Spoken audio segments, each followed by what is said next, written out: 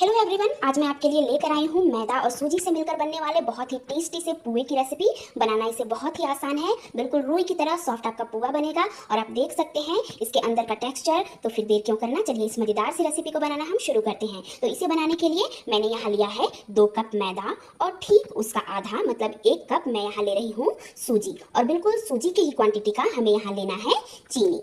तो इस तरह से आप घर की कोई भी एक नॉर्मल सी कटोरी ले लें और उससे आप मेजरमेंट कर सकते हैं। इस मेजरमेंट का ख्याल रखेंगे तभी आपके पुए बिल्कुल मेरे पुओं की तरह स्वादिष्ट और सॉफ्ट बनेंगे। तो चलिए हम घोल तैयार करते हैं। तो सबसे पहले एक बाउल में मैं यहाँ ले रही हूँ मैदा। तो यहाँ मैंने डाल दिया है मैदा और साथ ही अब मैं डाल रही हूँ यहाँ सूजी, और अब मैंने डाल लिया है यहाँ चीनी। इसे हम अच्छे से एक चम्मच की हेल्प से मिला लेंगे।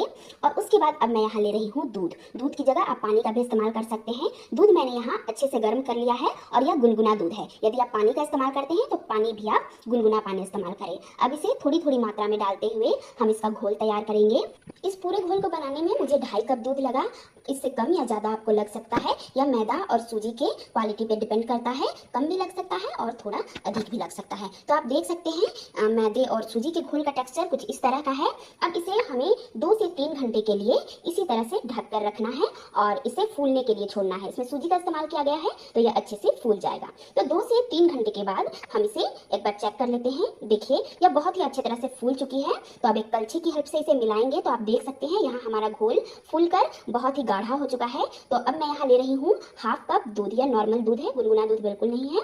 तो फिर से इसमें 1/2 कप दूध डालकर मैंने इसका पेस्ट इस तरह से तैयार कर लिया है। और अब आप इस पेस्ट की कंसिस्टेंसी देखिए, बिल्कुल इसी तरह की कंसिस्टेंसी होनी चाहिए, वरना यदि आप इससे अधिक पतला कर देंगे तो आपका पुआ नहीं बनेगा, और यदि मोटा कर देंगे तो बहुत मोटे मोटे पुए बनेंगे। और अब मैंने इसमें डाल लिया है काजू और किशमिश के कतरन। आप इसकी जगह पे अपने पसंदीदा किसी भी ड्राई फ्रूट्स का इस्तेमाल कर सकते हैं। तो इसे भी हम अच्छे से मिला लेंगे। और देखिए अब हमारा घोल यहाँ बिल्कुल परफेक्ट तैयार है। आप अच्छे से इस कंसिस्टेंसी को देखिए, बिल्कुल यही कंसिस्टेंसी होनी चाहिए, तभी हमारा पुआ बहुत ही बढ़िया बनकर तैयार होगा। तो घोल बिल्कुल तैयार है। अब आइए इन पुओं को तलने की तैयारी करते हैं।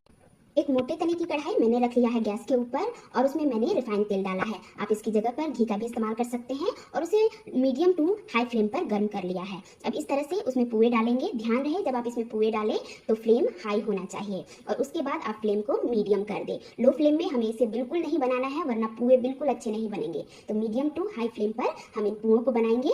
और देखिए पुए फूलने लगे हैं, उनके ऊपर हल्की हल्की हम तेल इस तरह से डालेंगे। उसके बाद पुए जब एक तरफ से अच्छे से सिक जाएं तो इन्हें पलट लेंगे और दूसरी तरफ से भी अच्छी तरह सेक कर हम इन पुओं को निकाल लेंगे। तो देखिए है ना बहुत ही आसान। इस तरह से हमारे बहुत ही बढ़िया सा एक पुआ बनकर यहाँ तैयार हो चुका है। आइए अब हम फिर से डालते हैं। इस वक्त मैंने फ्लेम को हाई रखा है और हाई फ्लेम पर ही फिर से पुए एक डाल रही हूँ और इसे भी हम फूलने देंगे। और अब देखिए कढ़ाई में चूंकि जगह बचा हुआ है तो मैं फिर से और एक कलछी डाल रही हूँ और फिर से पुए फूलने पर और एक यहाँ पुए डाल रही हूँ। तो देखिए एक साथ 3-3 पुए मैं बना रही हूँ, क्योंकि हमारे कढ़ाई में जगह थी इसलिए। यदि आप भी इस तरह से चौड़े तले वाले बर्तन लेते हैं तो आपके पुए बहुत जल्द तैयार हो जाएंगे।